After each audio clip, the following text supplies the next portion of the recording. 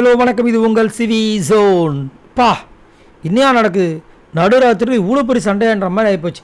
என்னென்னா ஒரு 2-3 நாளாகவே பார்த்தீங்கன்னா ஒருத்தவங்களோட ப்ரஷ்ஷு டங் கிளீனர் இதெல்லாம் வந்துட்டு ஒருத்தவங்களோட ப்ரஷ் வந்து அந்த டாய்லெட் ஃப்ளஷ்குள்ளே இருக்குது, டங் கிளீனர் வந்துட்டு ஏதோ டஸ்ட்பினில் இருக்குது. இந்த மாதிரி கம்ப்ளைண்ட் வந்துகிட்டே இருந்துச்சு.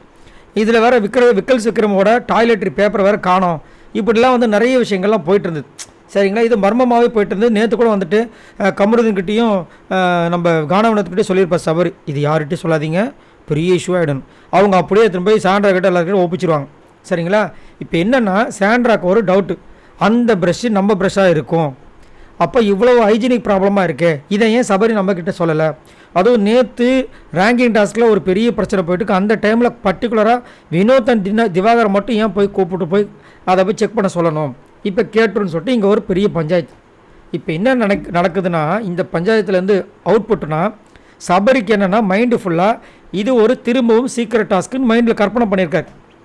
சரிங்களா, ஏன்னா போன வாரம் வந்து சீக்ரெட் டாஸ்க்குன்னு சொல்லி யாரும் ஏமாத்தினாங்களே சாண்ட்ரா. ஸோ இவருக்கு வந்து அந்த மாதிரி ஒரு மைண்டுக்குள்ளே கற்பனை பண்ண ஏற்கனவே கொஞ்சம் டிஸ்டர்பாக இருந்தார்.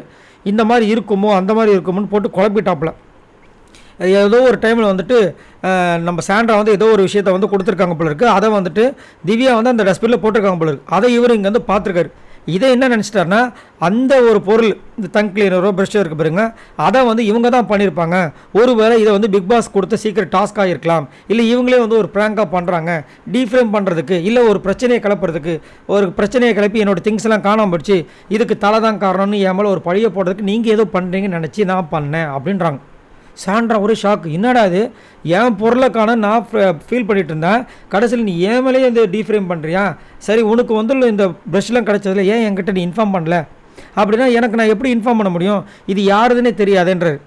தெரியாது, ஓகே, இந்த மாதிரி கிடச்சிருக்கு இன்ஃபார்ம் பண்ணியிருக்கலாமே, அது ஒரு தலையோட கர்மம் தானே, இன்னும் அது புதுசாக இருக்குது அப்படின்ற மாதிரி இருந்துச்சு. இப்படியே டெவலப் ஆகி போது என்ன கடைசியில் ஆகிடுச்சுன்னா, நீங்கள் என்னையை டீஃபேம் பண்ணுறதுக்காக தான் இந்த விஷயத்தை பண்ணுறீங்கன்ற மாதிரி சபரி வந்து அவங்க மேலே பழிய போட்டார்.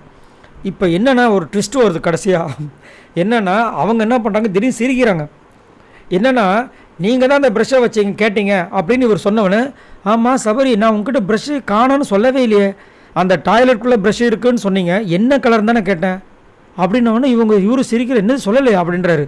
நான் சொல்லலை, நீ மாட்டிக்கிட்ட சபரி, நீ மாட்டிக்கிட்ட, அப்போ நீ தான் ஏதோ ஒரு வேலை பண்ணியிருக்கன்னு சொல்லிட்டு போட்டு சபரி போட்டு கலாய்க்கிறாங்க. நம்மளுக்கு ஒரு பக்கம் பாவமாகவும் இருக்குது, என்னடா இது, ஒரு பக்கம் இன்னும் மறந்துக்கிறது ஏதோ பண்ணிட்டாரா, ஏன்னா இவர் இவ்வளோ போய் சொல்கிற ஆள் மாதிரின்னு தெரியல, என்ன நடக்குதுன்னு தெரியல. கடைசியில் வந்து சரி குறும்படம் கேட்கலாம் அப்படின்ற மாதிரி ஒரு முடிவில் எடுத்திருக்காங்க. ஸோ இது என்ன நடக்க போகுது, எங்கே போய் முடிய போகுது தெரியல. இது இவர் புதுசாக கற்பனை பண்ணாரா? ஏன்னா அவங்க சொல்கிறத பார்க்கும்போது அவங்க பண்ணியிருக்க மாட்டாங்கன்னு தான் தோணுது. இவராக கற்பனை பண்ணிக்கிட்டாரா, இல்லை இவர் கொஞ்சம் டிஸ்டர்பில் இந்த மாதிரி இருக்காரான்றது சத்தியமாக புரியல. கொஞ்சம் பாவமாக தான் இருக்குது. இதுக்குன்னு ஒரு தனியாக ஒரு குறும்படம் போட்டாங்கன்னா சமமாசம் இருக்கும், பார்க்கலாம். ஸோ நீங்கள் உங்களோட கருத்தை சொல்லுங்கள். பாய் நண்பர்களே.